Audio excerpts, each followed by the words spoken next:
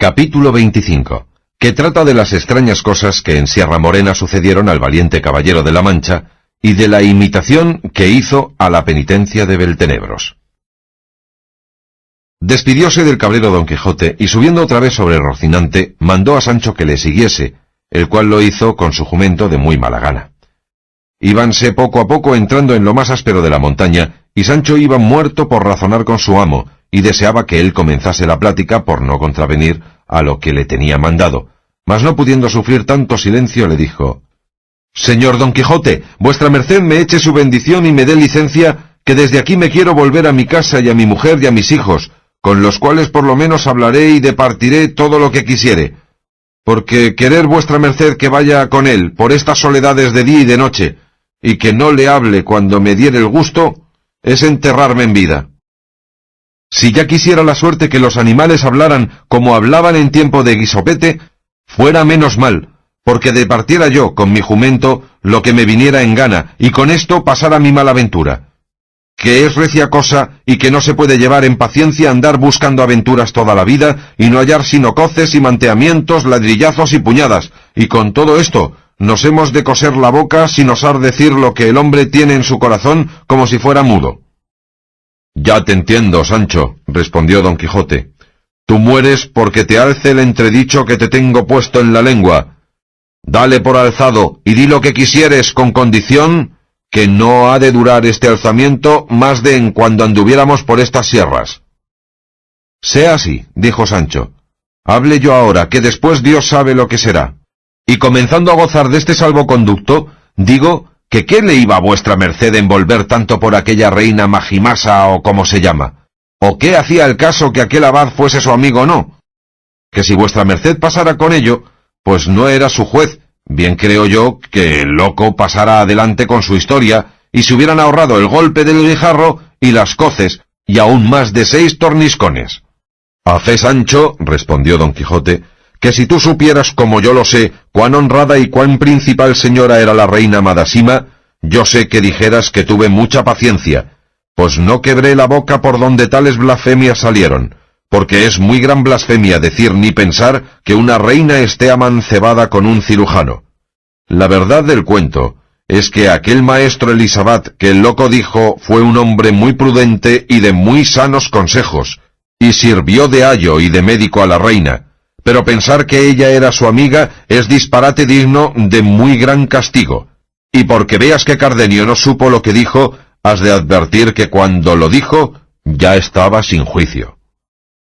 «Eso digo yo», dijo Sancho, «que no había para qué hacer cuenta de las palabras de un loco, porque si la buena suerte no ayudara a vuestra merced y encaminara el guijarro a la cabeza como le encaminó al pecho, buenos quedáramos por haber vuelto por aquella mi señora que Dios cohonda. Pues montas que no se librara Cardenio por loco.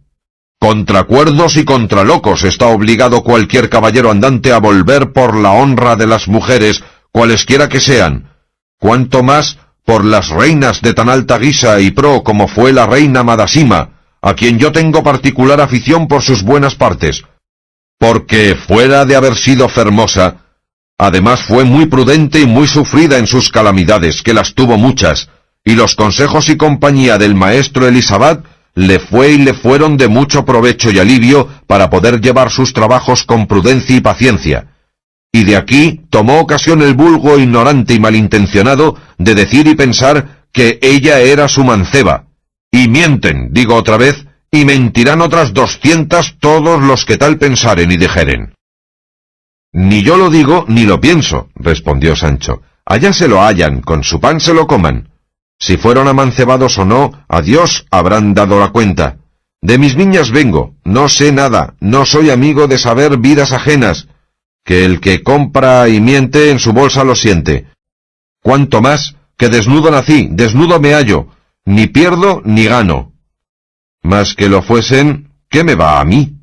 Y muchos piensan que hay tocinos y no hay estacas, mas ¿quién puede poner puertas al campo?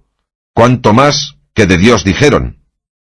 «Válame Dios», dijo Don Quijote, «¿y qué de necedades va Sancho ensartando?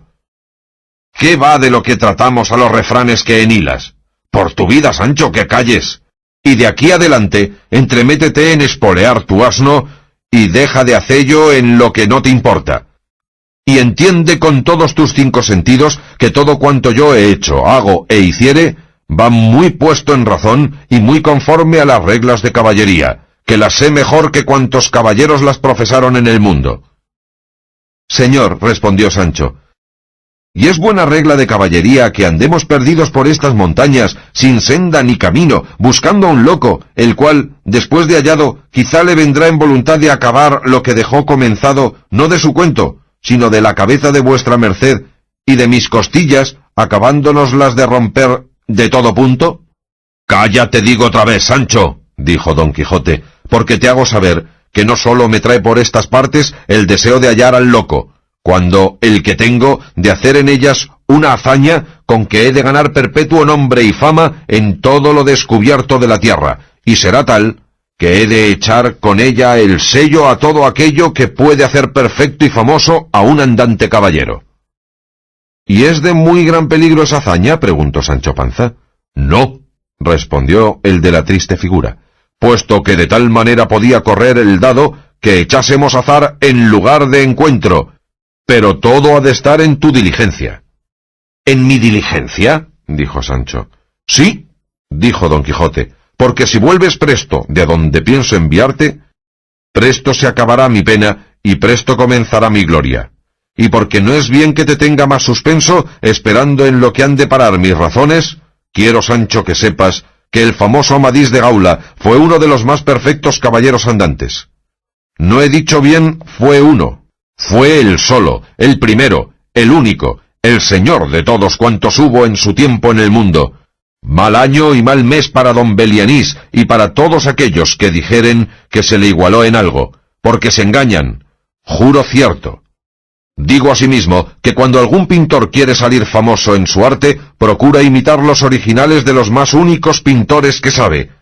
Y esta misma regla corre por todos los más oficios o ejercicios de cuenta que sirven para adorno de las repúblicas, y así lo ha de hacer y hace el que quiere alcanzar nombre de prudente y sufrido, imitando a Ulises, en cuya persona y trabajos nos pinta Homero un retrato vivo de prudencia y de sufrimiento, como también nos mostró Virgilio en persona de Eneas el valor de un hijo piadoso y la sagacidad de un valiente y entendido capitán, no pintándolo ni descubriéndolo como ellos fueron, sino como habían de ser, para que dar ejemplo a los venideros hombres de sus virtudes.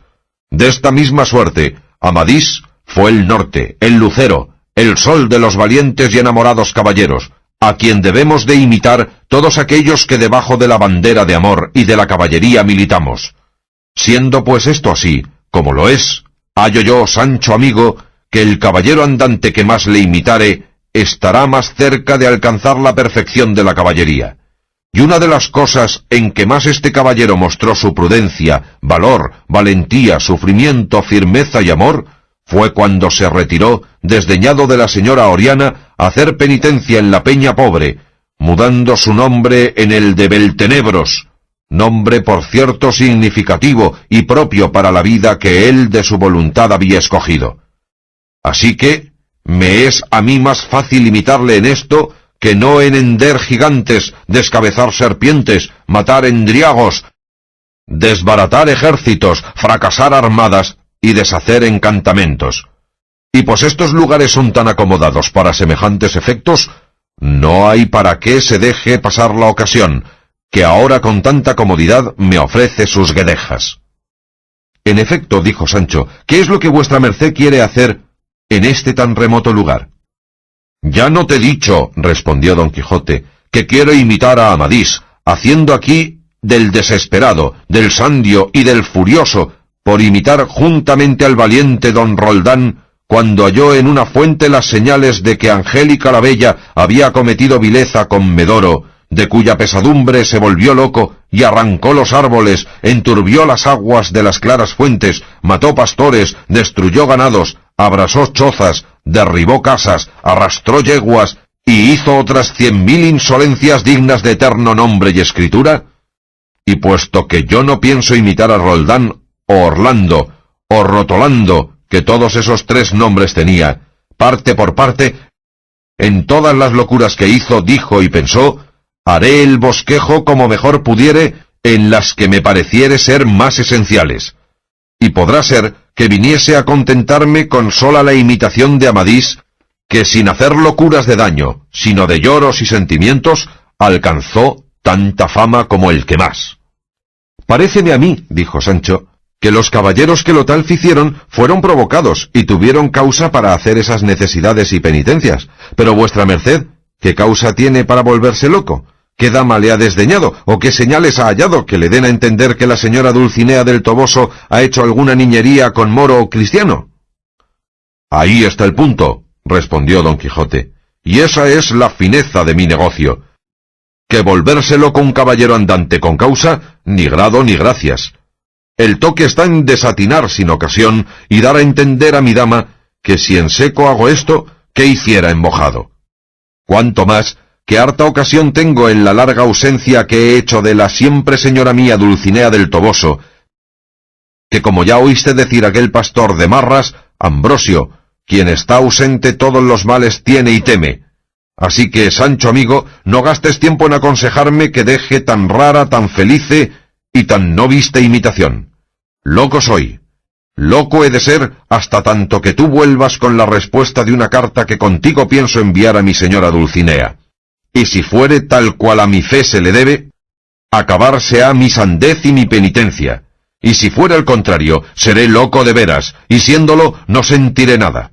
Así que, de cualquiera manera que responda, saldré del conflicto y trabajo en que me dejares, gozando el bien que me trujeres por cuerdo, o no sintiendo el mal que me aportares por loco. Pero dime, Sancho, ¿traes bien guardado el yelmo de Mambrino, que ya vi que le alzaste del suelo cuando aquel desagradecido le quiso hacer pedazos pero no pudo, donde se puede echar de ver la fineza de su temple? A lo cual respondió Sancho, vive Dios, señor caballero de la triste figura, que no puedo sufrir ni llevar en paciencia algunas cosas que vuestra merced dice, y que por ellas vengo a imaginar que todo cuanto me dice de caballerías y de alcanzar reinos e imperios, de dar ínsulas y de hacer otras mercedes y grandezas, como es uso de caballeros andantes, que todo debe de ser cosa de viento y mentira, y todo pastraña o patraña o como lo llamaremos. Porque quien oyere decir a vuestra merced que una bacía de barbero es el yelmo de Mambrino, y que no salga de este error en más de 4 días, ¿qué ha de pensar sino que quien tal dice y afirma debe tener güero el juicio? La bacía yo la llevo en el costal toda abollada, y llévola para aderezarla en mi casa y hacerme la barba en ella, si Dios me diere tanta gracia que algún día me vea con mi mujer y hijos. Mira, Sancho, por el mismo que denantes juraste, te juro, dijo Don Quijote, que tienes el más corto entendimiento que tiene ni tuvo escudero en el mundo. Que es posible que en cuanto a que andas conmigo, no has echado de ver que todas las cosas de los caballeros andantes parecen quimeras, necedades y desatinos, y que son todas hechas al revés, y no porque sea ello así, sino porque andan entre nosotros siempre una caterva de encantadores que todas nuestras cosas mudan y truecan, y las vuelven según su gusto, y según tienen la gana de favorecernos o destruirnos. Y así, eso que a ti te parece bacía de barbero, me parece a mí el yelmo de Mambrino, y a otro le parecerá otra cosa. Y fue rara providencia del sabio que es de mi parte hacer que parezca bacía a todos los que real y verdaderamente es yelmo de Mambrino, a causa que, siendo él de tanta estima, todo el mundo me perseguiría por quitármele, pero como ven que no es más que un bacín de barbero, no se curan de procuralle, como se mostró bien en el que quiso rompelle y le dejó en el suelo sin llevarle, que a fe que si le conociera, que nunca él le dejara. Guárdale, amigo, que por ahora no le he menester, que antes me tengo que quitar todas estas armas y quedar desnudo como cuando nací, si es que me da en voluntad de seguir en mi penitencia más a Roldán que a Amadís. Llegaron en estas pláticas al pie de una montaña que casi como peñón tajado estaba sola entre otras muchas que le rodeaban. Corría por su falda un manso arroyuelo, y hacíase, por toda su redondez, un prado tan verde y vicioso que daba contento a los ojos que le miraban. Había por allí muchos árboles silvestres y algunas plantas y flores que hacían el lugar apacible. Este sitio escogió el caballero de la triste figura para hacer su penitencia, y así, en viéndole, comenzó a decir en voz alta, como si estuviera sin juicio: «Este es el lugar, oh cielos, que diputo y escojo para llorar la desventura en que vosotros mismos me habéis puesto. Este es el sitio donde el humor de mis ojos acrecentará las aguas de este pequeño arroyo, y mis continuos y profundos suspiros moverán a la continua las hojas de estos montaraces árboles, en testimonio y señal de la pena que mi asendereado corazón padece. Oh vosotros, quienquiera que seáis, rústicos dioses que en este inhabitable lugar tenéis vuestra morada, oíd las quejas de este desdichado amante, a quien una luenga ausencia y unos imaginados celos han traído a lamentarse entre estas asperezas y a quejarse de la dura condición de aquella ingrata y bella, término y fin de toda humana hermosura. Oh vosotras napeas y dríadas, que tenéis por costumbre de habitar en las espesuras de los montes, así los ligeros y lascivos sátiros, de quien sois, aunque en vano amadas, no perturben jamás vuestro dulce sosiego, que me ayudéis a lamentar mi desventura, o a lo menos no os canséis de oílla. Oh Dulcinea del Toboso, día de mi noche, gloria de mi pena, norte de mis caminos, estrella de mi ventura, así el cielo te la dé buena en cuanto acertares a pedirle, que consideres el lugar y el estado a que tu ausencia me ha conducido, y que con buen término correspondas al que a mi fe se le debe. Oh solitarios árboles, que desde hoy en habéis de hacer compañía a mi soledad, dad indicio con el blando movimiento de vuestras ramas, que no os desagrade mi presencia. Oh tú, escudero mío, agradable compañero en mis prósperos y adversos sucesos, toma bien en la memoria lo que aquí me verás hacer, para que lo cuentes y recites a la causa total de todo ello».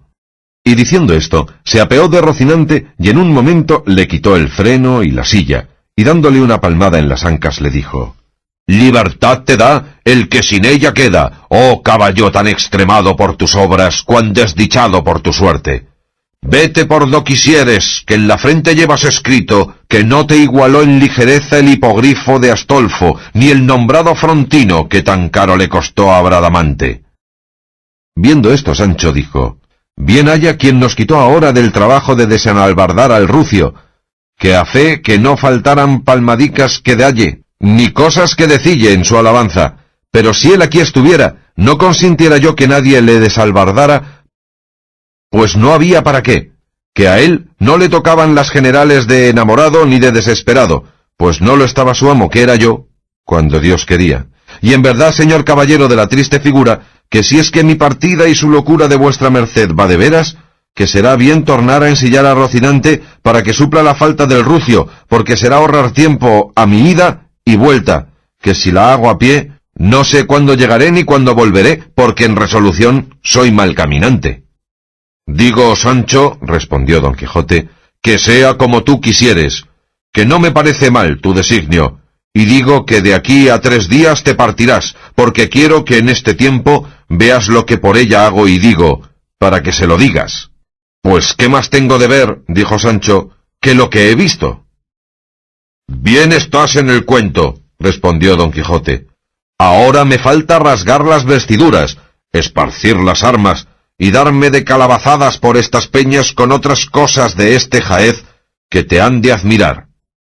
«Por amor de Dios», dijo Sancho, «que mire vuestra merced cómo se da esas calabazadas, que a tal peña podría llegar, y en tal punto que con la primera se acabase la máquina de esta penitencia, y sería yo de parecer que, ya que vuestra merced le parece que son aquí necesarias calabazadas, y que no se puede hacer esta obra sin ellas, se contentase, pues todo esto es fingido y cosa contrahecha y de burla, se contentase, digo, con dárselas en el agua, o en alguna cosa blanda como algodón, y déjeme a mí el cargo, que yo diré a mi señora que vuestra merced se las daba con una punta de peña más dura que la de un diamante». «Yo agradezco tu buena intención, amigo Sancho», respondió don Quijote, «mas quiérote hacer sabidor de que todas estas cosas que hago no son de burlas, sino muy de veras, porque de otra manera sería contravenir a las órdenes de caballería, que nos mandan que no digamos mentira alguna, pena de relapsos, y el hacer una cosa por otra lo mismo es que mentir. Así que mis calabazadas han de ser verdaderas, firmes y valederas, sin que lleven nada de sofístico ni del fantástico, y será necesario que me dejes algunas hilas para curarme, pues que la ventura quiso que nos faltase el bálsamo que perdimos. Más fue perder el asno, respondió Sancho, pues se perdieron en él las hilas y todo, y ruégole a vuestra merced que no se acuerde más de aquel maldito brebaje, que en solo oírle mentar se me revuelve el alma no que el estómago. Y más le ruego que haga cuenta que son ya pasados los 3 días que me ha dado de término para ver las locuras que hace, que ya las doy por vistas y por pasadas en cosa juzgada, y diré maravillas a mi señora, y escriba la carta, y despácheme luego, porque tengo gran deseo de volver a sacar a vuestra merced de este purgatorio donde le dejo. —¿Purgatorio le llamas, Sancho? —dijo Don Quijote—. Mejor hicieras de llamarle infierno, y aún peor, si hay otra cosa que lo sea. —Quien ha infierno —respondió Sancho—, nula es retencio, según he oído decir. —No entiendo qué quiere decir retencio —dijo Don Quijote. —Retencio es —respondió Sancho— que quien está en el infierno nunca sale de él, ni puede, lo cual será al revés en vuestra merced, o a mí me andarán mal los pies, si es que llevo espuelas para avivar a Rocinante, y póngame yo una por una en el toboso y delante de mi señora Dulcinea, que yo le diré tales cosas de las necedades y locuras, que todo es lo mismo, que vuestra merced ha hecho y queda haciendo, que la venga a poner más blanda que un guante, aunque la halle más dura que un alcornoque, con cuya respuesta dulce y melificada volveré por los aires como brujo y sacaré a vuestra merced de este purgatorio, que parece infierno y no lo es, pues hay esperanza de salir de él, la cual, como tengo dicho, no la tienen de salir los que están en el infierno, ni creo que vuestra merced dirá otra cosa. —Así es la verdad —dijo el de la triste figura—, pero ¿qué haremos para escribir la carta? —Y la libranza pollinesca también —añadió Sancho. —Todo irá inserto —dijo Don Quijote—, y sería bueno, ya que no hay papel, que la escribiésemos como hacían los antiguos, en hojas de árboles o en unas tablitas de cera, aunque tan dificultoso será hallarse eso ahora como el papel. Mas ya me ha venido a la memoria dónde será bien, y aún más que bien, escribilla, que es en el librillo de memoria que fue de Cardenio, y tú tendrás cuidado de hacerla trasladar en papel de buena letra en el primer lugar que hallares, donde haya maestro de escuela de muchachos, o si no, cualquiera sacristán te la trasladará, y no se la des a trasladar a ningún escribano, que hacen letra procesada, que no la entenderá Satanás. —Pues, ¿qué se ha de hacer de la firma? —dijo Sancho. —Nunca las cartas de Amadís se firman —respondió Don Quijote. —Está bien —respondió Sancho—, pero la libranza forzosamente se ha de firmar, y esa, si se traslada, dirán que la firma es falsa, y quedáréme sin pollinos. —La libranza irá en el mismo librillo firmada, que en viéndola mi sobrina no pondrá dificultad en cumplilla, y en lo que toca a la carta de amores, pondrás por firma: vuestro hasta la muerte, el caballero de la triste figura.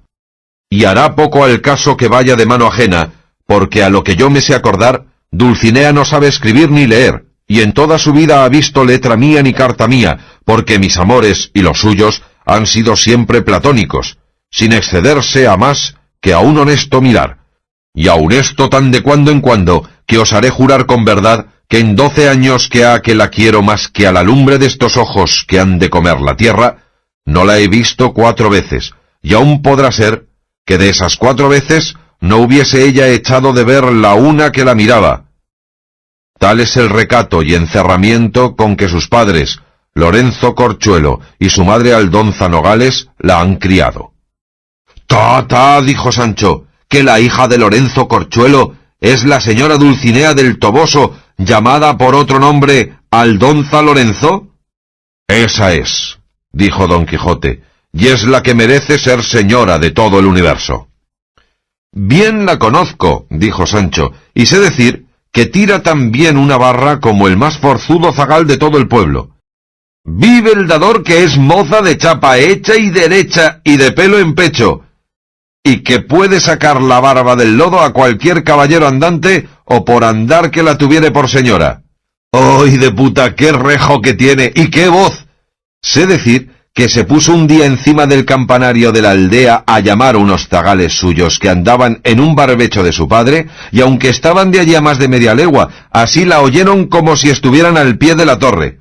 Y lo mejor que tiene es que no es nada melindrosa, porque tiene mucho de cortesana. Con todo se burla, y de todo hace mueca y donaire. Ahora digo, señor caballero de la triste figura, que no solamente puede y debe vuestra merced hacer locuras por ella, sino que con justo título puede desesperarse y ahorcarse, que nadie habrá que lo sepa que no diga que hizo demasiado de bien, puesto que le lleve el diablo. Y querría ya verme en camino, solo por Bella, que ha muchos días que no la veo, y debe de estar ya trocada, porque gasta mucho la faz de las mujeres andar siempre al campo, al sol y al aire. Y confieso a vuestra merced una verdad, señor Don Quijote, que hasta aquí he estado en una grande ignorancia, que pensaba bien y fielmente que la señora Dulcinea debía de ser alguna princesa de quien vuestra merced estaba enamorado, o alguna persona tal que mereciese los ricos presentes que vuestra merced le ha enviado, así el del vizcaíno como el de los galeotes y otros muchos que deben ser, según deben de ser muchas las victorias que vuestra merced ha ganado y ganó en el tiempo que yo aún no era su escudero. Pero bien considerado, ¿qué se le ha de dar a la señora Aldonza Lorenzo, digo, a la señora Dulcinea del Toboso, de que se le vayan a hincar de rodillas delante de ella los vencidos que vuestra merced le envía y ha de enviar? Porque podría ser que al tiempo que ellos llegasen, estuviese ella rastrillando lino o trillando en las eras, y ellos se corriesen de verla y ella se riese y enfadase del presente. Ya te tengo dicho antes de ahora muchas veces, Sancho, dijo Don Quijote, que eres muy grande hablador, y que aunque de ingenio voto, muchas veces despuntas de agudo. Mas para que veas cuán necio eres tú, y cuán discreto soy yo, quiero que me oyas un breve cuento. Has de saber que una viuda hermosa moza, libre y rica, y sobre todo desenfadada, se enamoró de un mozo motilón, rollizo y de buen tomo. Alcanzólo a saber su mayor, y un día dijo a la buena viuda, por vía de fraternal reprensión: «Maravillado estoy, señora, y no sin mucha causa, de que una mujer tan principal, tan hermosa y tan rica como vuestra merced, se haya enamorado de un hombre tan soez, tan bajo y tan idiota como fulano, habiendo en esta casa tantos maestros, tantos presentados y tantos teólogos, en quien vuestra merced pudiera escoger como entre peras y decir: este quiero, aqueste no quiero». Mas ella le respondió con mucho donaire y desenvoltura: «Vuestra merced, señor mío, está muy engañado, y piensa muy a lo antiguo, si piensa que yo he escogido mal en fulano por idiota que le parece. Pues para lo que yo le quiero, tanta filosofía sabe, y más que Aristóteles. Así que, Sancho, por lo que yo quiero Dulcinea del Toboso, tanto vale como la más alta princesa de la tierra.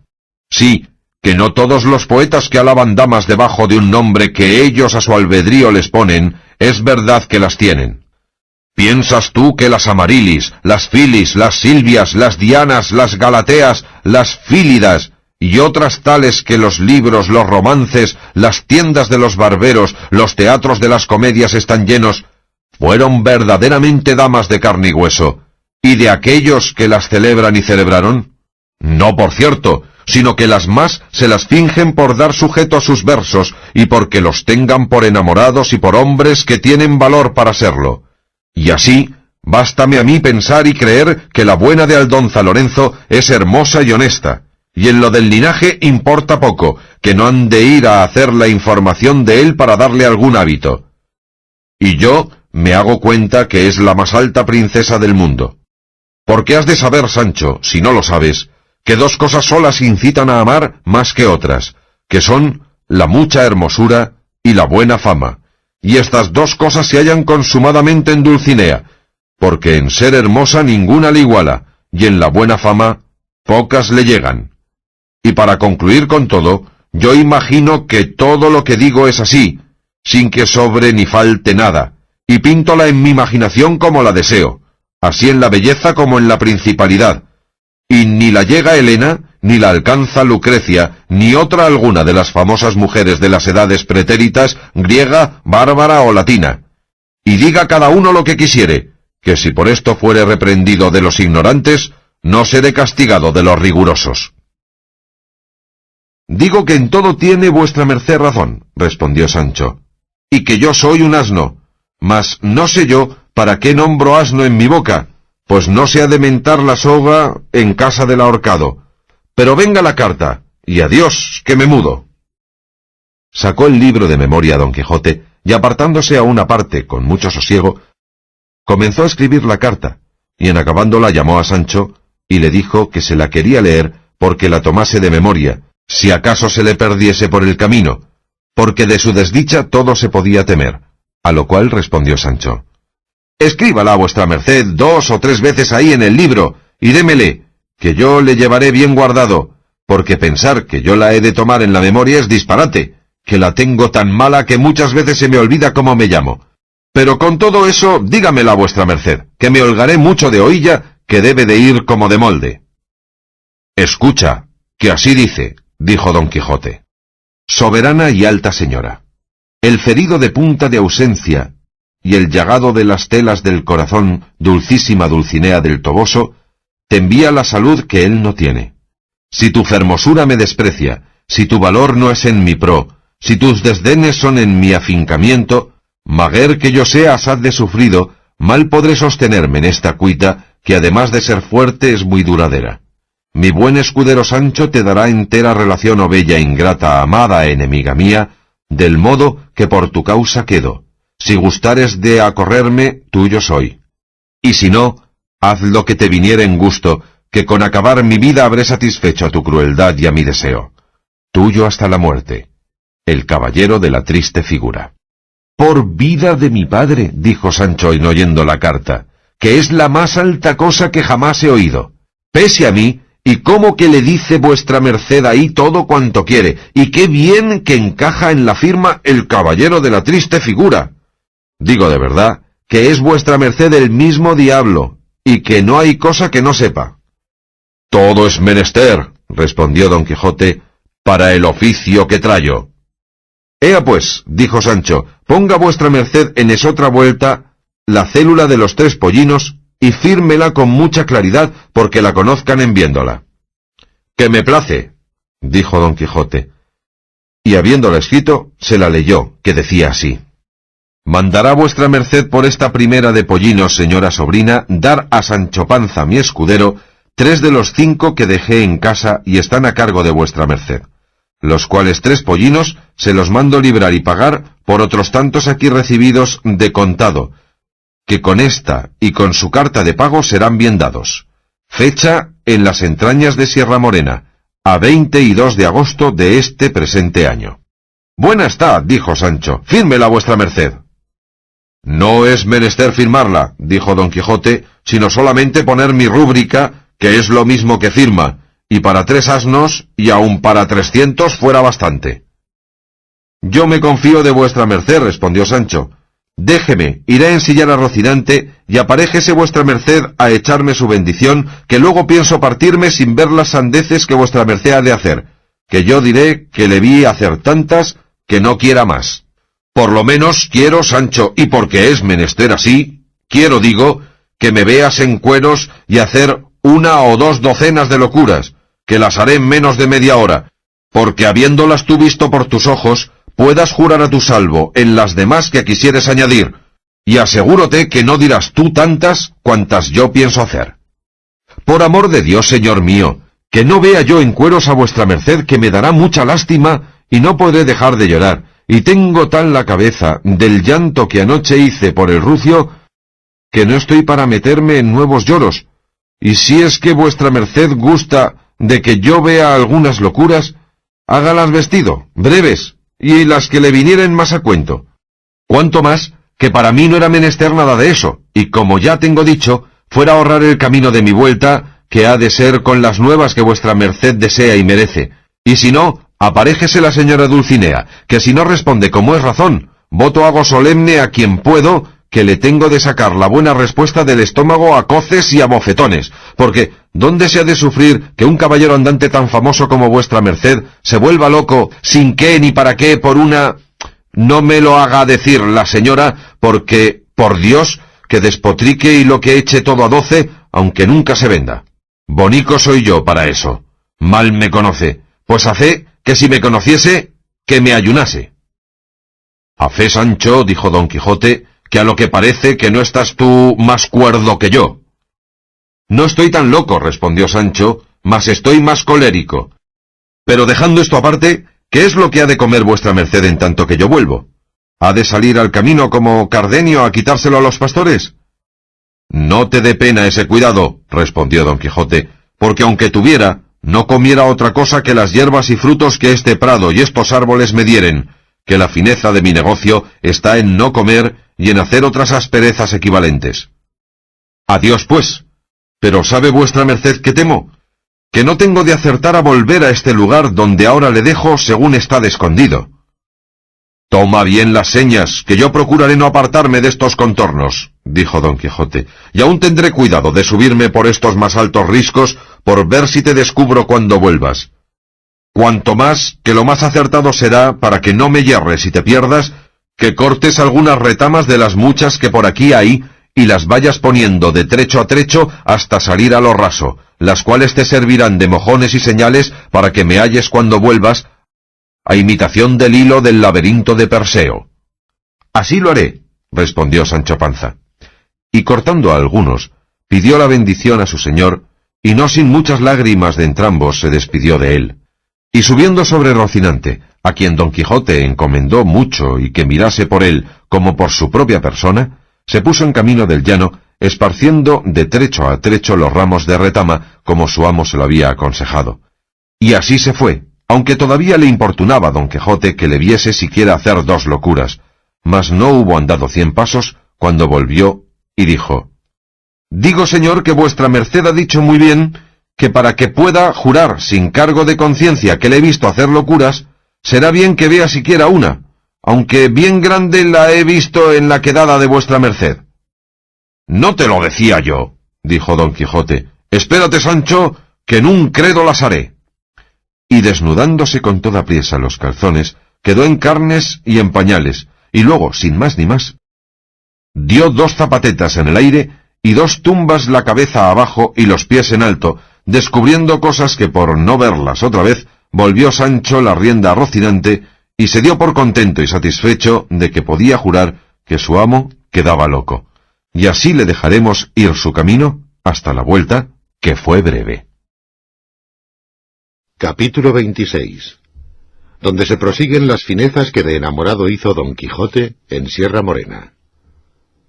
Volviendo a contar lo que hizo el de la triste figura después que se vio solo, dice la historia que así como Don Quijote acabó de dar las tumbas o vueltas de medio abajo desnudo y de medio arriba vestido, y que vio que Sancho se había ido sin querer aguardar a ver más sandeces, se subió sobre una punta de una alta peña, y allí tornó a pensar lo que otras muchas veces había pensado, sin haberse jamás resuelto en ello, y era que cuál sería mejor y le estaría más a cuento, imitar a Roldán en las locuras desaforadas que hizo, o a Amadís en las melancólicas.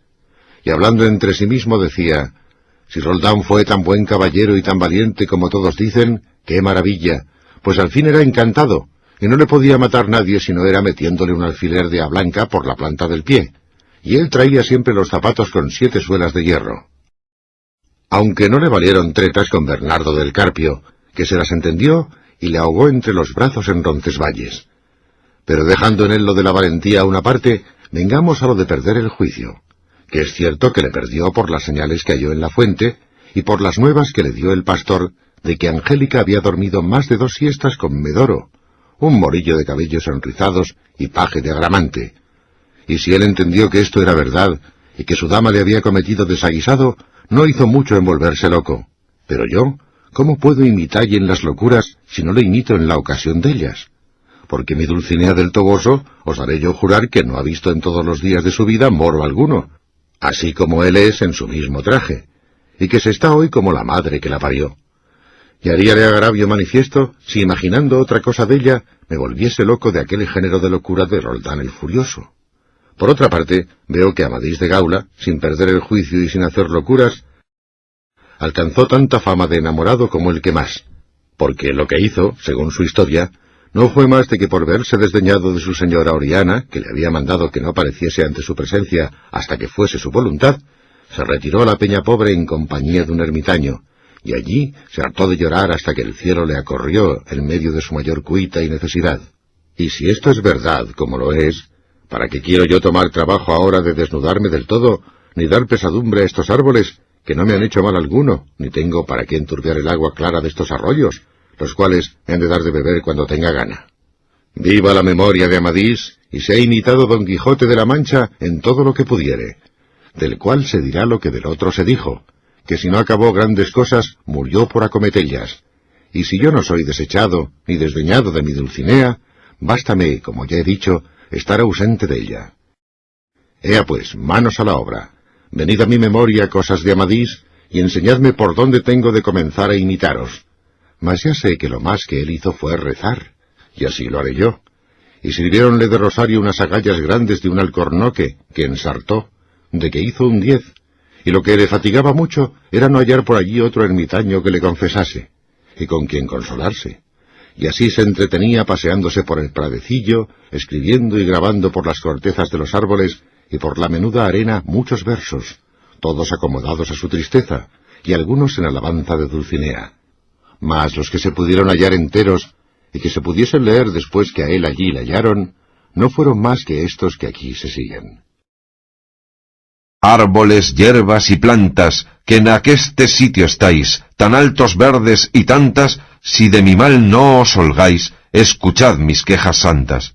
Mi dolor no os alborote, aunque más terrible sea, pues por pagaros escote aquí lloro Don Quijote, ausencias de Dulcinea del Toboso. Es aquí el lugar a donde el amador más leal de su señora se esconde, y ha venido a tanto mal, sin saber cómo o por dónde. Tráele amor al estricote, que es de muy mala ralea, y así hasta henchir un pipote, aquí lloró Don Quijote, ausencias de Dulcinea del Toboso.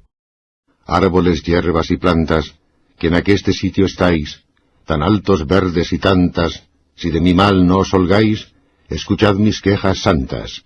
Mi dolor no os alborote, aunque más terrible sea, pues por pagaros escote, aquí lloró Don Quijote, ausencias de Dulcinea del Toboso. Es aquí el lugar a donde el amador más leal de su señora se esconde, y ha venido a tanto mal, sin saber cómo o por dónde, tráele amor al estricote, que es de muy mala ralea, y así hasta hinchir un pipote. Aquí lloró Don Quijote, ausencias de Dulcinea del Toboso. Buscando las aventuras por entre las duras peñas, maldiciendo entrañas duras, que entre riscos y entre breñas hay el triste desventuras, y dióle amor con su azote, no con su blanda correa, y en tocándole el cogote, aquí lloró Don Quijote, ausencias de Dulcinea del Toboso. No causó poca risa en los que hallaron los versos referidos el añadidura del Toboso al nombre de Dulcinea, porque imaginaron que debió de imaginar Don Quijote que si en nombrando a Dulcinea no decía también el Toboso, no se podría entender la copla. Y así fue la verdad, como él después confesó. Otros muchos escribió, pero como se ha dicho, no se pudieron sacar en limpio ni enteros más de estas 3 coplas. En esto y en suspirar y en llamar a los faunos y silvanos de aquellos bosques, a las ninfas de los ríos, a la dolorosa y húmida eco, que le respondiesen, consolasen y escuchasen, se entretenía. Y en buscar algunas hierbas con que sustentarse en tanto que Sancho volvía, que si como tardó 3 días tardara 3 semanas, el caballero de la triste figura quedara tan desfigurado que no lo conociera la madre que lo parió. Y será bien dejalle envuelto entre sus suspiros y versos, por contar lo que le avino a Sancho Panza en su mandadería, y fue que en saliendo al camino real, se puso en busca del Toboso, y otro día llegó a la venta donde le había sucedido la desgracia de la manta, y no la hubo bien visto cuando le pareció que otra vez andaba en los aires, y no quiso entrar dentro, aunque llegó ahora que lo pudiera y debiera hacer por ser la del comer, y llevar en deseo de gustar algo caliente, que había grandes días que todo era fiambre. Esta necesidad le forzó a que llegase junto a la venta, todavía dudoso si entraría o no, y estando en esto, salieron de la venta 2 personas, que luego le conocieron, y dijo el uno al otro: «Dígame, señor licenciado, ¿aquel del caballo no es Sancho Panza, el que dijo el ama de nuestro aventurero que había salido con su señor por escudero?». Sí es, dijo el licenciado, y aquel es el caballo de nuestro Don Quijote.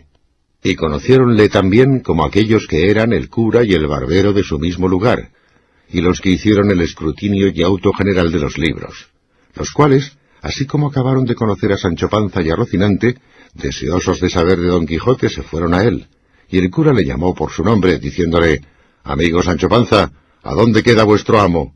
Conociólos luego Sancho Panza, y determinó de encubrir el lugar y la suerte donde y cómo su amo quedaba. Y así les respondió que su amo quedaba ocupado en cierta parte y en cierta cosa que le era de mucha importancia, la cual él no podía descubrir por los ojos que en la cara tenía. «No, no», dijo el barbero, «Sancho Panza, si vos no nos decís dónde queda, imaginaremos, como ya imaginamos, que vos le habéis muerto y robado, pues venís encima de su caballo.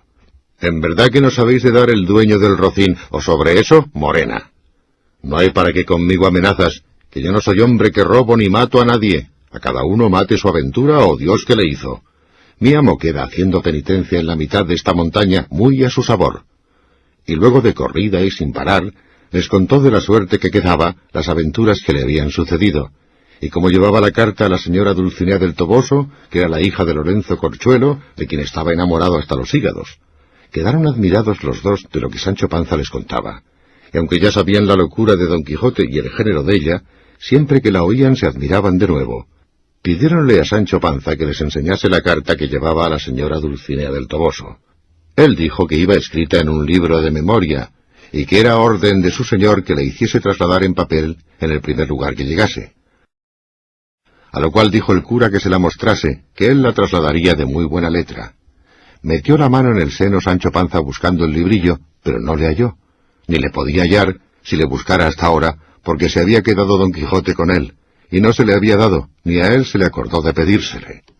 Cuando Sancho vio que no hallaba el libro, fuésele parando mortal el rostro, y tornándose a tentar todo el cuerpo muy apriesa, tornó a echar de ver que no le hallaba, y sin más ni más se echó entrambos puños a las barbas, y se arrancó la mitad de ellas, y luego, apriesa y sin cesar, se dio media docena de puñadas en el rostro y en las narices, que se las bañó todas en sangre. Visto lo cual por el cura y el barbero, le dijeron que qué le había sucedido que tan mal se paraba. «¿Qué me ha de suceder?», respondió Sancho, «sino el haber perdido de una mano a otra en un instante 3 pollinos que cada uno era como un castillo». «¿Cómo es eso?», replicó el barbero. «He perdido el libro de memoria», respondió Sancho, «donde venía la carta para Dulcinea y una cédula firmada de mi señor, por la cual mandaba que su sobrina me diese 3 pollinos de 4 o 5 que estaban en casa».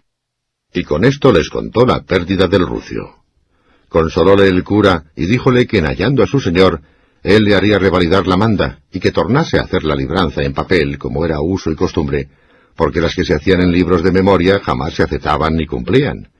Con esto se consoló Sancho, y dijo que, como aquello fuese así, que no le daba mucha pena la pérdida de la carta de Dulcinea, porque él la sabía casi de memoria, de la cual se podría trasladar donde y cuando quisiesen.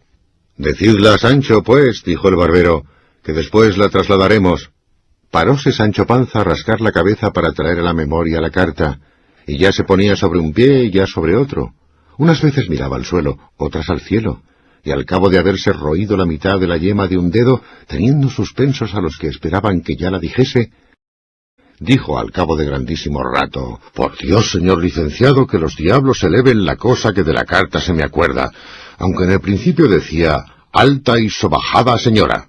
«No diría», dijo el barbero, «sobajada, sino sobrehumana o soberana señora». «Así es», dijo Sancho. Luego, si mal no me acuerdo, proseguía,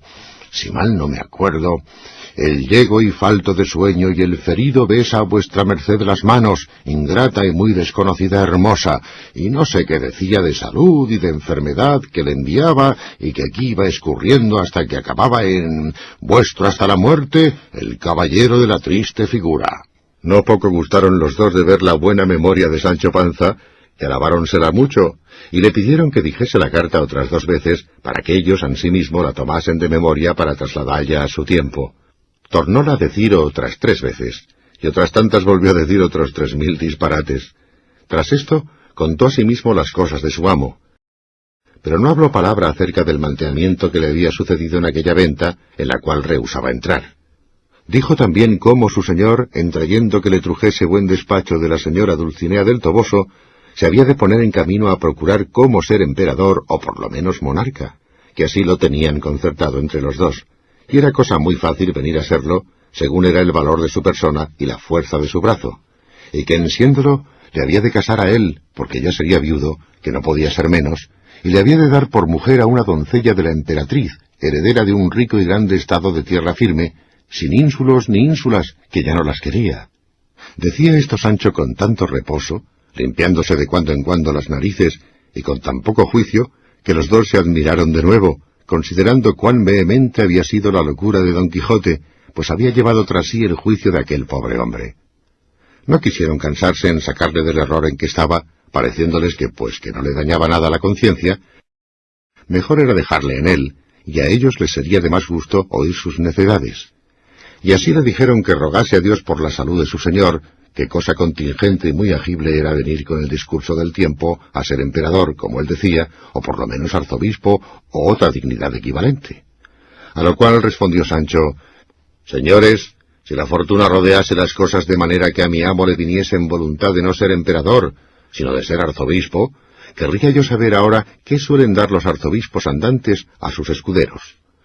«Suélenles dar», respondió el cura, «algún beneficio simple o curado, o alguna sacristanía, que les vale mucho de renta rentada, amén del pie del altar, que se suele estimar en otro tanto». «Para esto será menester», replicó Sancho, «que el escudero no sea casado, y que sepa ayudar a misa por lo menos, y si esto es así, desdichado yo que soy casado, y no sé la primera letra del ABC, ¿qué será de mí, si a mi amo le da antojo de ser arzobispo y no emperador, como es uso y costumbre de los caballeros andantes? «No tengáis pena, Sancho amigo», dijo el barbero, «que aquí rogaremos a vuestro amo y se lo aconsejaremos, y aun se lo pondremos en caso de conciencia que sea emperador y no arzobispo, porque le será más fácil, a causa de que él es más valiente que estudiante». «Así me ha parecido a mí», respondió Sancho, «aunque sé decir que para todo tiene habilidad. Lo que yo pienso hacer de mi parte es rogarle a nuestro Señor que le eche a aquellas partes donde él más se sirva y a donde a mí más mercedes me haga». «Vos lo decís como discreto», dijo el cura, «y lo haréis como buen cristiano.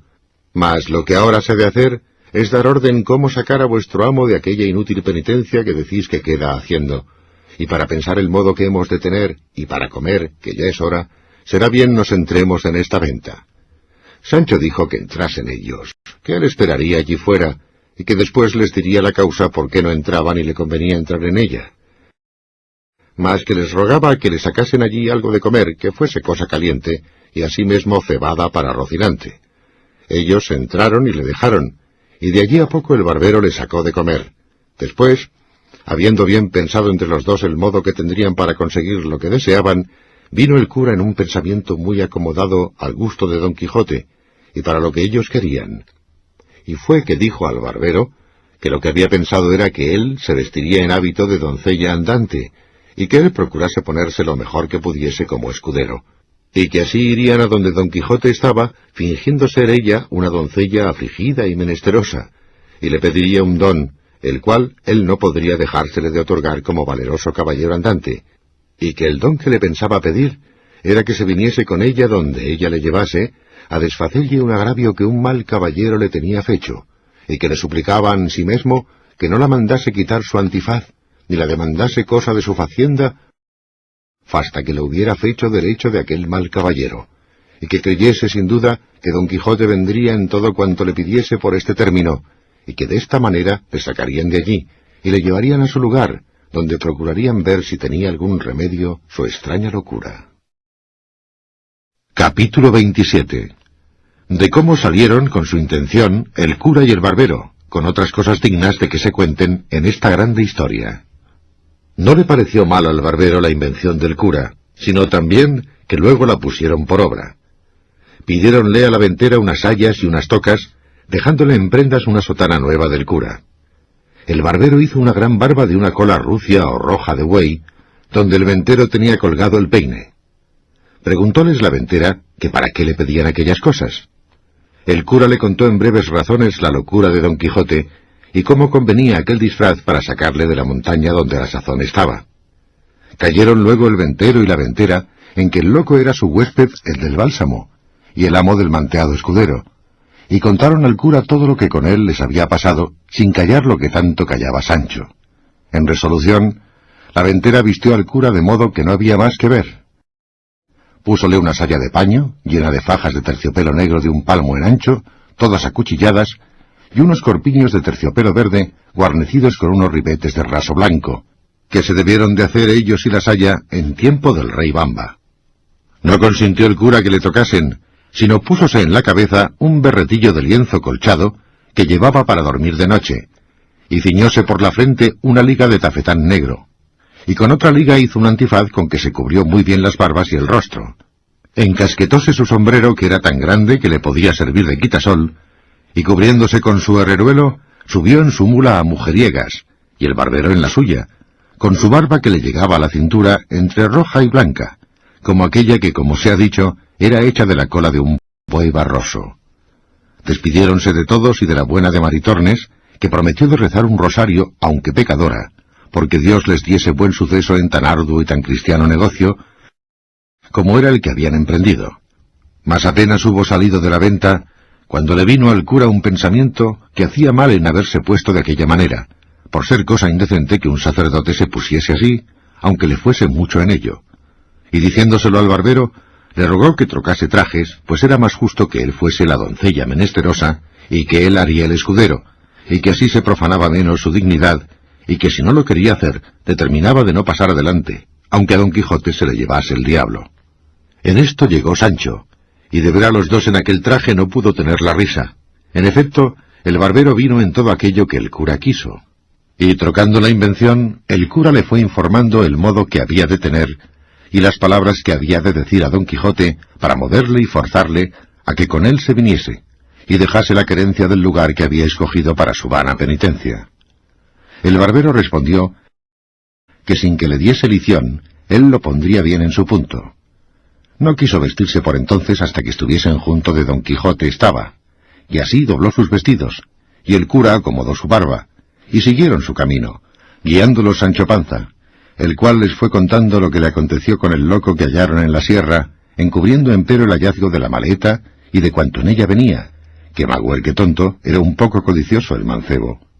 Otro día llegaron al lugar donde Sancho había dejado puestas las señales de las ramas, para acertar el lugar donde había dejado a su señor, y en reconociéndole, les dijo cómo aquella era la entrada, y que bien se podían vestir si era que aquello hacía al caso para la libertad de su señor, porque ellos le habían dicho antes que el ir de aquella suerte y vestirse de aquel modo era toda la importancia para sacar a su amo de aquella mala vida que había escogido, y que le encargaban mucho que no dijese a su amo quién ellos eran, ni que los conocía, y que si le preguntase, como se lo había de preguntar, si dio la carta a Dulcinea, dijese que sí, y que por no saber leer le había respondido de palabra, diciéndole que le mandaba a so pena de la su desgracia, que luego al momento se viniese a ver con ella, que era cosa que le importaba mucho, porque con esto y con lo que ellos pensaban decirle, tenían por cosa cierta reducirle a mejor vida, y hacer con él que luego se pusiese en camino para ir a ser emperador o monarca, que en lo de ser arzobispo no había de qué temer. Todo lo escuchó Sancho, y lo tomó muy bien en la memoria, y les agradeció mucho la intención que tenían de aconsejar a su señor fuese emperador y no arzobispo, porque él tenía para sí que para hacer mercedes a sus escuderos más podían los emperadores que los arzobispos andantes. También les dijo que sería bien que él fuese delante a buscarle y darle la respuesta de su señora, que ya sería ella bastante a sacarle de aquel lugar, sin que ellos se pusiesen en tanto trabajo. Parecióles bien lo que Sancho Panza decía, y así determinaron de aguardarle hasta que volviese con las nuevas del hallazgo de su amo. Entróse Sancho por aquellas quebradas de la sierra, dejando a los dos en una por donde corría un pequeño y manso arroyo, a quien hacían sombra agradable y fresca otras peñas y algunos árboles que por allí estaban. El calor y el día que allí llegaron era de los del mes de agosto, que por aquellas partes suele ser el ardor muy grande, la hora a las 3 de la tarde, todo lo cual hacía el sitio más agradable, y que convidase a que en él esperasen la vuelta de Sancho, como lo hicieron. Estando pues los dos allí sosegados y a la sombra, llegó a sus oídos una voz, que sin acompañar la son de algún otro instrumento, dulce y regaladamente sonaba, de que no pocos admiraron, por parecerles que aquel no era lugar donde pudiese haber quien tan bien cantase, porque aunque suele decirse que por las selvas y campos se hallan pastores de voces extremadas, más son encarecimientos de poetas que verdades, y más cuando advirtieron que lo que oían cantar eran versos, no de rústicos ganaderos, sino de discretos cortesanos, y confirmó esta verdad haber sido los versos que oyeron estos. ¿Quién menoscaba mis bienes? Desdenes. ¿Y quién aumenta mis duelos? Los celos. ¿Y quién prueba mi paciencia? Ausencia. De ese modo en mi dolencia ningún remedio se alcanza, pues me matan la esperanza, desdenes, celos y ausencia. ¿Quién me causa este dolor? Amor. ¿Y quién mi gloria repugna? Fortuna. ¿Y quién consiente mi duelo? El cielo. De ese modo yo recelo morir de este mal extraño, pues se aunan en mi daño amor, fortuna y el cielo. ¿Quién mejorará mi suerte? La muerte. ¿Y el bien de amor quién le alcanza? Mudanza. ¿Y sus males quién los cura? Locura. De ese modo no es cordura querer curar la pasión, cuando los remedios son muerte, mudanza y locura. La hora, el tiempo, la soledad, la voz y la destreza del que cantaba causó admiración y contento en los dos oyentes, los cuales se estuvieron quedos esperando si otra alguna cosa oían, pero viendo que duraba algún tanto el silencio, determinaron de salir a buscar al músico que con tan buena voz cantaba, y queriéndolo poner en efecto, hizo la misma voz que no se moviesen, la cual llegó de nuevo a sus oídos, cantando este soneto. Soneto. Santa amistad que con ligeras alas, tu paciencia quedándose en el suelo, entre benditas almas en el cielo, subiste alegre a las empíreas salas. Desde allá, cuando quieres, nos señalas la justa paz cubierta con un velo, por quien a veces se trasluce el celo de buenas obras, que a la fin son malas. Deja el cielo, oh amistad, o no permitas que en engaño se vista tu librea, con que destruye a la intención sincera, que si tus apariencias no le quitas, presto ha de verse el mundo en la pelea de la discorde confusión primera. El canto se acabó con un profundo suspiro, y los dos con atención volvieron a esperar si más se cantaba. Pero viendo que la música se había vuelto en sollozos y en lastimeros ayes, acordaron de saber quién era el triste tan extremado en la voz como doloroso en los gemidos, y no anduvieron mucho, cuando al volver de una punta de una peña, vieron a un hombre del mismo talle y figura que Sancho Panza les había pintado, cuando les contó el cuento de Cardenio, el cual hombre, cuando los vio, sin sobresaltarse, estuvo quedo con la cabeza inclinada sobre el pecho, a guisa de hombre pensativo, sin alzar los ojos a mirarlos más de la vez primera cuando de improviso llegaron. El cura, que era hombre bien hablado, como que ya tenía noticia de su desgracia, pues por las señas le había conocido, se llegó a él, y con breves aunque muy discretas razones, le rogó y persuadió que aquella tan miserable vida dejase, porque allí no la perdiese, que era la desdicha mayor de las desdichas. Estaba Cardenio entonces en su entero juicio, libre de aquel furioso accidente que tan a menudo le sacaba de sí mismo, y así, viendo a los dos en traje tan no usado de los que por aquellas soledades andaban, no dejó de admirarse algún tanto, y más cuando oyó que le habían hablado en su negocio como en cosa sabida, porque las razones que el cura le dijo, así lo dieron a entender, y así respondió de esta manera: Bien veo yo, señores, quien quiera que seáis, que el cielo, que tiene cuidado de socorrer a los buenos y aun a los malos muchas veces, sin yo merecerlo me envía en estos tan remotos y apartados lugares del trato común de las gentes, algunas personas que, poniéndome delante de los ojos con vivas y varias razones, cuan sin ella ando en hacer la vida que hago, han procurado sacarme de esta mejor parte. Pero como no saben, qué sé yo, que en saliendo de este daño he de caer en otro mayor, quizá me deben de tener por hombre de flacos discursos, y aun lo que peor sería, por de ningún juicio. Y no sería maravilla que así fuese, porque a mí se me trasluce que la fuerza de la imaginación de mis desgracias es tan intensa, y puede tanto en mi perdición, que, sin que yo pueda ser parte a estorbarlo, vengo a quedar como piedra, falto de todo buen sentido y conocimiento. Y vengo a caer en la cuenta de esta verdad, cuando algunos me dicen y muestran señales de las cosas que he hecho, en tanto que aquel terrible accidente me señorea, y no sé más que dolerme en vano, y maldecir sin provecho mi ventura, y dar por disculpa de mis locuras el decir la causa de ellas a cuantos oírla quieren. Porque viendo los cuerdos cuál es la causa, no se maravillarán de los efectos, y si no me dieren remedio, a lo menos no me darán culpa, convirtiéndoseles el enojo de mi desenvoltura en lástima de mis desgracias. ¿Y si es que vosotros, señores, venís con la misma intención que otros han venido? Antes que paséis adelante en vuestras discretas persuasiones, os ruego que escuchéis el cuento, que no le tiene, de mis desventuras, porque quizá después de entendido, ahorraréis del trabajo que tomaréis en consolar un mal que de todo consuelo es incapaz. Los dos, que no deseaban otra cosa que saber de su misma boca la causa de su daño, le rogaron se la contase, ofreciéndole de no hacer otra cosa de la que él quisiese en su remedio o consuelo. Y con esto el triste caballero comenzó su lastimera historia, casi por las mismas palabras y pasos que le había contado a Don Quijote y al cabrero pocos días atrás, cuando por ocasión del maestro Elisabad y puntualidad de Don Quijote en guardar el decoro a la caballería, se quedó el cuento imperfecto, como la historia lo deja contado. Pero ahora quiso la buena suerte que se detuvo el accidente de la locura, y le dio lugar de contarlo hasta el fin. Y así, llegando al paso del billete que había hallado don Fernando, entre el libro de Amadís de Gaula, dijo Cardenio que le tenía bien en la memoria, y que decía de esta manera: Luscinda a Cardenio. Cada día descubro en vos valores que me obligan y fuerzan a que en más os estime. Así, si quisiéredes sacarme de esta deuda sin ejecutarme en la honra, lo podréis muy bien hacer. Padre tengo que os conoce y que me quiere bien, el cual, sin forzar mi voluntad, cumplirá la que será justo que vos tengáis, si es que me estimáis como decís y como yo creo.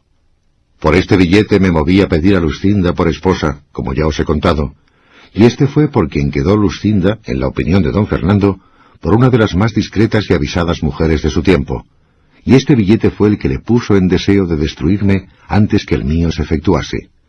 Díjele yo a don Fernando en lo que reparaba el padre de Luscinda, que era en que mi padre se la pidiese, lo cual yo no le osaba decir, temeroso que no vendría en ello, no porque no tuviese bien conocida la calidad, bondad, virtud y hermosura de Luscinda, y que tenía partes bastantes para ennoblecer cualquier otro linaje de España, sino porque yo entendía de él que deseaba que no me casase tan presto, hasta ver lo que el duque Ricardo hacía conmigo.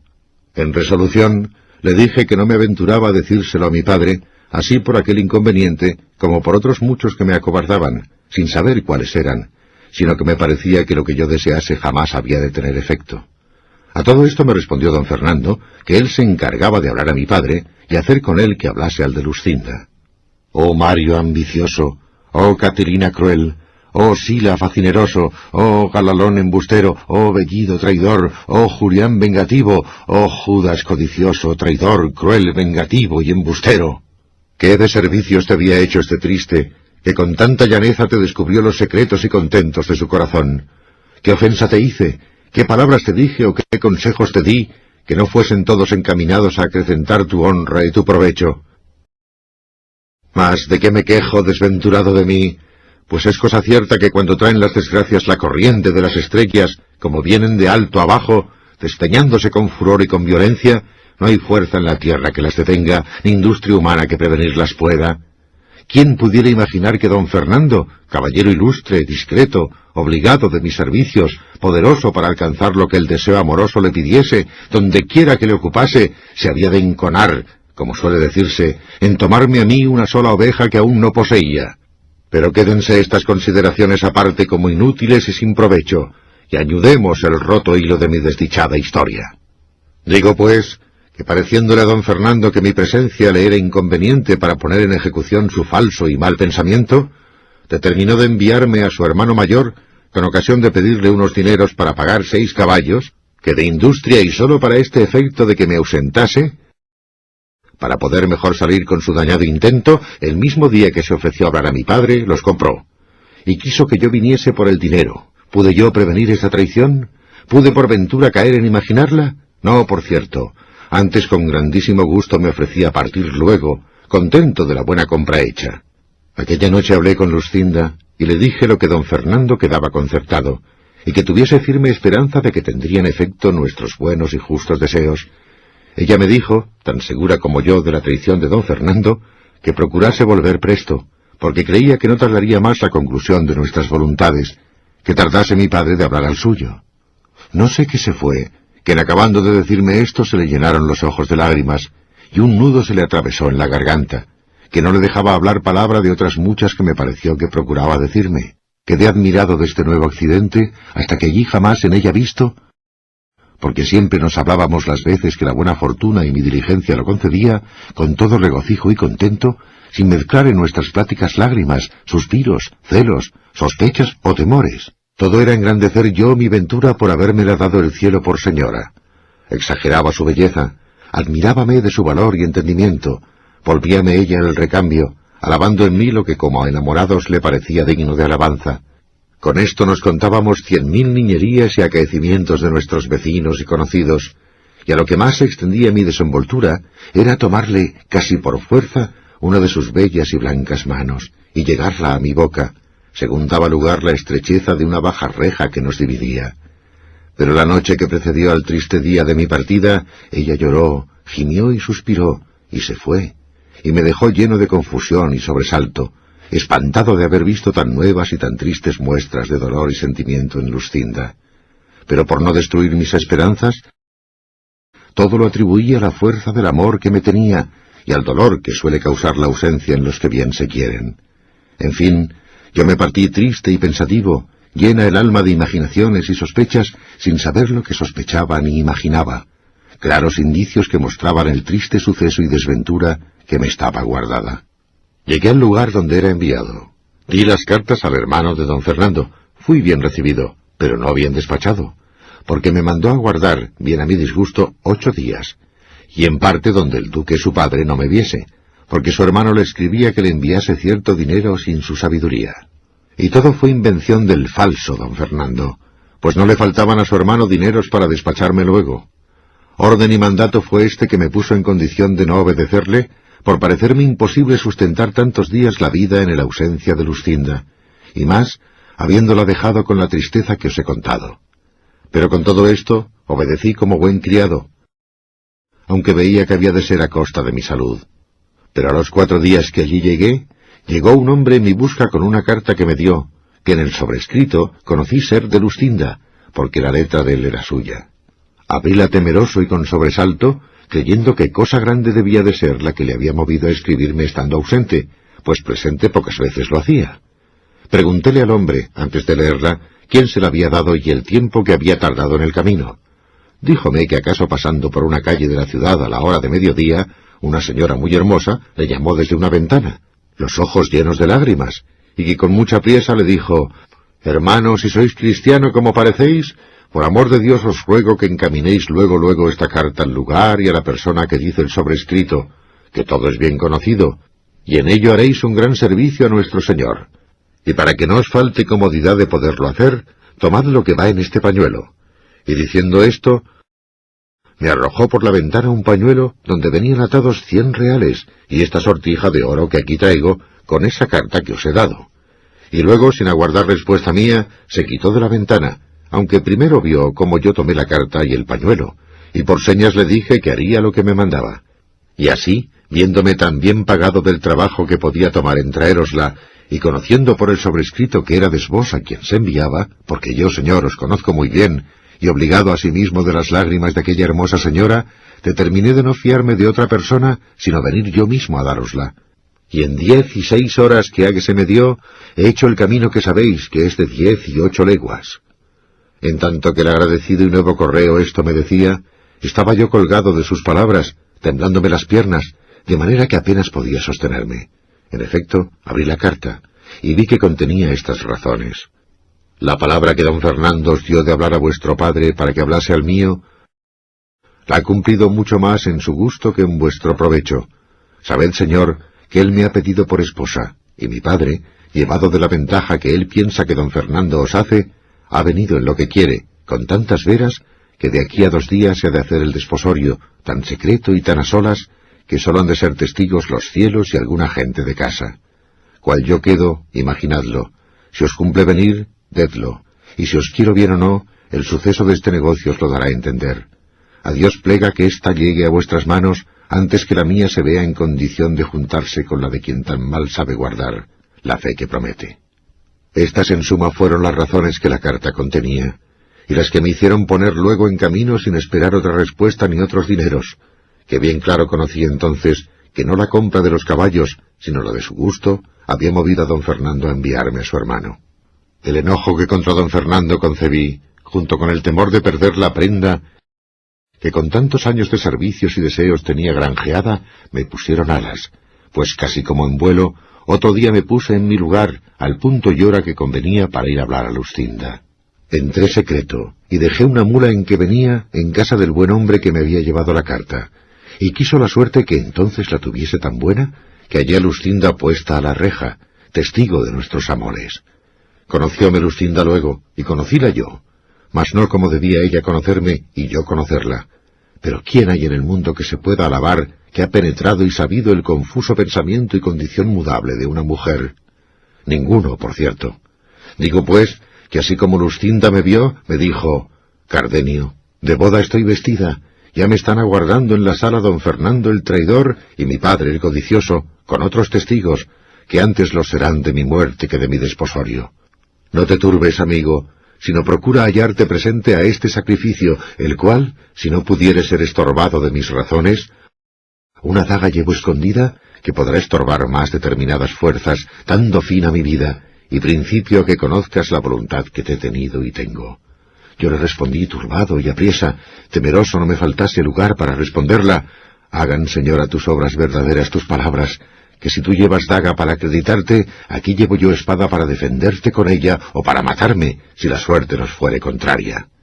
No creo que pudo oír todas estas razones, porque sentí que la llamaban apriesa porque el desposado aguardaba.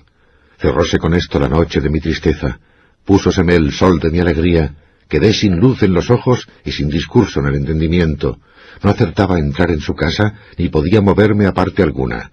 Pero considerando cuánto importaba mi presencia para lo que suceder pudiese en aquel caso, me animé lo más que pude, y entré en su casa, y como ya sabía muy bien todas sus entradas y salidas, y más con el alboroto que de secreto en ella andaba, nadie me echó de ver. Así que, sin ser visto, tuve lugar de ponerme en el hueco que hacía una ventana de la misma sala, que con las puntas y remates de 2 tapices se cubría, por entre las cuales podía yo ver sin ser visto todo cuanto en la sala se hacía. ¿Quién pudiera decir ahora los sobresaltos que me dio el corazón mientras allí estuve, los pensamientos que me ocurrieron, las consideraciones que hice, que fueron tantas y tales que ni se pueden decir, ni aun es bien que se digan? Basta que sepáis que el desposado entró en la sala sin otro adorno que los mismos vestidos ordinarios que solía. Traía por padrino a un primo hermano de Luscinda, y en toda la sala no había persona de fuera sino los criados de casa. De allí a un poco salió de una recámara Luscinda, acompañada de su madre y de 2 doncellas suyas, tan bien aderezada y compuesta como su calidad y hermosura merecían, y como quien era la perfección de la gala y bizarría cortesana. No me dio lugar ni suspensión ni arrobamiento para que mirase y notase en particular lo que traía vestido. Sólo pude advertir a los colores, que eran encarnado y blanco, y en las vislumbres que las piedras y joyas del tocado y de todo el vestido hacían, a todo lo cual se aventajaba la belleza singular de sus hermosos y rubios cabellos, tales que en competencia de las preciosas piedras y de las luces de 4 hachas que en la sala estaban, la suya con más resplandor a los ojos ofrecían. Oh memoria, enemiga mortal de mi descanso, ¿de qué sirve representarme ahora la incomparable belleza de aquella dorada enemiga mía? ¿No será mejor, cruel memoria, que me acuerdes y representes lo que entonces hizo, para que, movido de tan manifiesto agravio, procure, ya que no la venganza, a lo menos perder la vida? No os canséis, señores, de oír estas digresiones que hago, que no es mi pena de aquellas que puedan ni deban contarse sucintamente y de paso, pues cada circunstancia suya me parece a mí que es digna de un largo discurso. A esto le respondió el cura, que no sólo no se cansaba en oírle, sino que les daban mucho gusto las menudencias que contaba, por ser tales que merecían no pasarse en silencio, y la misma atención que lo principal del cuento. Digo, pues, prosiguió Cardenio, que estando todos en la sala entró el cura de la parroquia, y tomando a los 2 por la mano, para hacer lo que en tal acto se requiere, al decir: «¿Queréis, señora Luscinda, al señor don Fernando, que está presente, por vuestro legítimo esposo, como lo manda la Santa Madre Iglesia?» Yo saqué toda la cabeza y cuello de entre los tapices, y con atentísimos oídos y alma turbada me puse a escuchar lo que Luscinda respondía, esperando de su respuesta la sentencia de mi muerte o la confirmación de mi vida. Oh, ¿quién se atreviera a salir entonces diciendo a voces: «Luscinda, ah, Luscinda, mira lo que haces, considera lo que me debes, mira que eres mía y que no puedes ser de otro»? Advierte que al decir tú sí y el acabárseme la vida, ha de ser todo a un punto, Ah, traidor don Fernando, robador de mi gloria, muerte de mi vida. ¿Qué quieres? ¿Qué pretendes? Considera que no puedes cristianamente llegar al fin de tus deseos porque Luscinda es mi esposa y yo soy su marido. Ah, loco de mí, ahora que estoy ausente y lejos del peligro, digo que había de hacer lo que no hice. Ahora que dejé robar mi cara prenda, maldigo al robador, de quien pudiera vengarme si tuviera corazón para ello como le tengo para quejarme. En fin, pues fui entonces cobarde y necio, no es mucho que muera ahora corrido, arrepentido y loco. Estaba esperando el cura la respuesta de Luscinda, que se detuvo un buen espacio en darla, y cuando yo pensé que sacaba la daga para acreditarse, o desataba la lengua para decir alguna verdad o desengaño que en mi provecho redundase, oigo que dijo con voz desmayada y flaca, «Sí quiero». Y lo mismo dijo don Fernando, y dándole el anillo, quedaron en indisoluble nudo ligados. Llegó el desposado a abrazar a su esposa, y ella, poniéndose la mano sobre el corazón, cayó desmayada en los brazos de su madre. Resta ahora decir cuál quedé yo viendo en el sí que había oído, burladas mis esperanzas, falsas las palabras y promesas de Luscinda, imposibilitado de cobrar en algún tiempo el bien que en aquel instante había perdido. Quedé falto de consejo, desamparado a mi parecer de todo el cielo, hecho enemigo de la tierra que me sustentaba, negándome el aire aliento para mis suspiros, y el agua humor para mis ojos. Sólo el fuego se acrecentó de manera que todo ardía de rabia y de celos. Alborotáronse todos con el desmayo de Luscinda, y desabrochándole su madre el pecho para que le diese el aire, se descubrió en él un papel cerrado, que don Fernando tomó luego, y se le puso a leer a la luz de una de las hachas, y en acabando de leerle, se sentó en una silla y se puso la mano en la mejilla con muestras de hombre muy pensativo, sin acudir a los remedios que a su esposa se hacían para que del desmayo volviese. Yo, viendo alborotada toda la gente de casa, me aventuré a salir, ora fuese visto o no, con determinación que si me viesen de hacer un desatino, tal que todo el mundo viniera a entender la justa indignación de mi pecho en el castigo del falso don Fernando y aun en el mudable de la desmayada traidora. Pero mi suerte, que para mayores males, si es posible que los haya, me debe tener guardado, ordenó que en aquel punto me sobrase el entendimiento que después acá me ha faltado.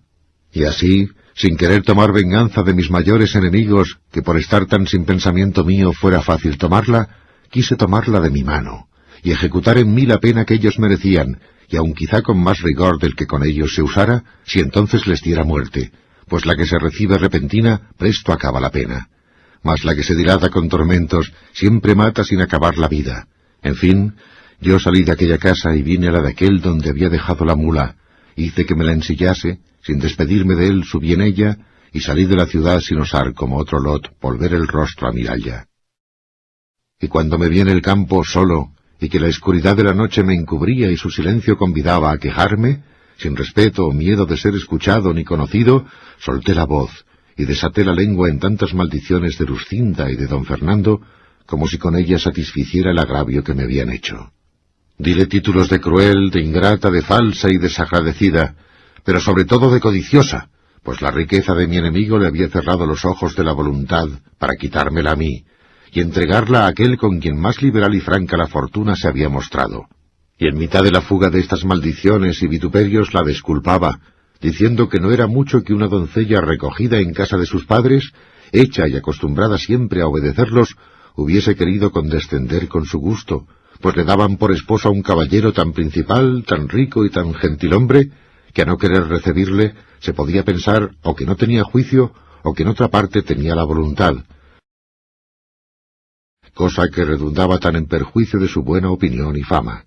Luego volvía diciendo que puesto que ella dijera que yo era su esposo, vieran ellos que no había hecho en escogerme tan mala elección que no la disculparan, pues antes de ofrecérseles don Fernando, no pudieran ellos mismos acertar a desear, si con razón midiesen su deseo, otro mejor que yo para esposo de su hija, y que bien pudiera ella antes de ponerse en el trance forzoso y último de dar la mano, decir que ya yo le había dado la mía, que yo viniera y condescendiera con todo cuanto ella acertara a fingir en este caso.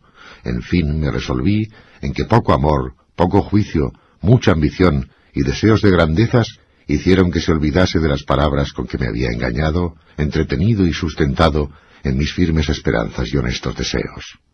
Con estas voces y con esta inquietud caminé lo que quedaba de la noche y di al amanecer en una entrada de estas sierras, por las cuales caminé otros 3 días sin senda ni camino alguno, hasta que vine a parar a unos prados, que no sé a qué mano de estas montañas caen, y allí pregunté a unos ganaderos que hacia dónde era lo más áspero de estas sierras.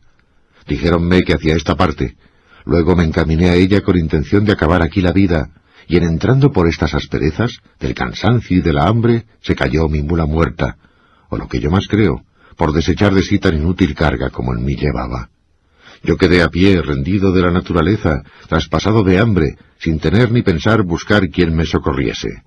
De aquella manera estuve no sé qué tiempo tendido en el suelo, al cabo del cual me levanté sin hambre, y hallé junto a mí a unos cabreros, que sin duda debieron ser los que mi necesidad remediaron, porque ellos me dijeron de la manera que me habían hallado, y cómo estaba diciendo tantos disparates y desatinos, que daba indicios claros de haber perdido el juicio.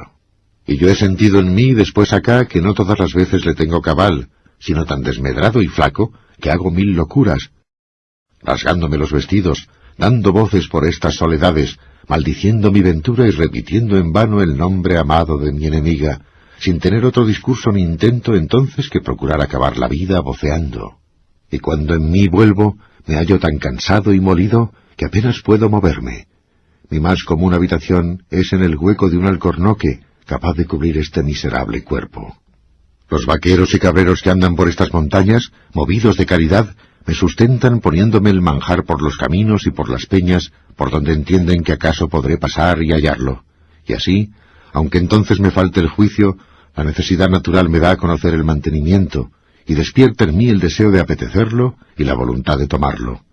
Otras veces me dicen ellos, cuando me encuentran con juicio, que yo salgo a los caminos y que se lo quito por fuerza, aunque me lo den de grado, a los pastores que vienen con ello del lugar a las majadas. De esta manera paso mi miserable y extrema vida, hasta que el cielo sea servido de conducirla a su último fin, o de ponerle en mi memoria, para que no me acuerde de la hermosura y de la traición de Luscinda y del agravio de don Fernando. Que si esto él hace sin quitarme la vida, yo volveré a mejor discurso mis pensamientos. Donde no hay sino rogarle que absolutamente tenga misericordia de mi alma, que yo no siento en mí valor ni fuerzas para sacar el cuerpo de esta estrecheza en que por mi gusto he querido ponerle. Esta es, oh señores, la amarga historia de mi desgracia. Decidme si es tal que pueda celebrarse con menos sentimientos que los que en mí habéis visto, y no os canséis en persuadirme ni aconsejarme lo que la razón os dijere que puede ser bueno para mi remedio, porque ha de aprovechar conmigo lo que aprovecha la medicina recetada de famoso médico al enfermo que recebir no la quiere. Yo no quiero salud sin Luscinda, y pues ella gusta de ser ajena, siendo o debiendo ser mía, guste yo de ser de la desventura, pudiendo haber sido de la buena dicha. Ella quiso con su mudanza hacer estable mi perdición. Yo querré, sin procurar perderme, hacer contenta su voluntad, y será ejemplo a los porvenir de que a mí solo faltó lo que a todos los desdichados sobra, a los cuales suele ser consuelo la imposibilidad de tenerle, y en mí es causa de mayores sentimientos y males, porque aún pienso que no se han de acabar con la muerte. Aquí dio fin Cardenio a su larga plática y tan desdichada como amorosa historia. Y al tiempo que el cura se prevenía para decirle algunas razones de consuelo, le suspendió una voz que llegó a sus oídos, que en lastimados acentos oyeron que decía lo que se dirá en la 4ª parte de esta narración, que en este punto dio fin a la 3ª el sabio y atentado historiador Cide Hamete Benengeli. Capítulo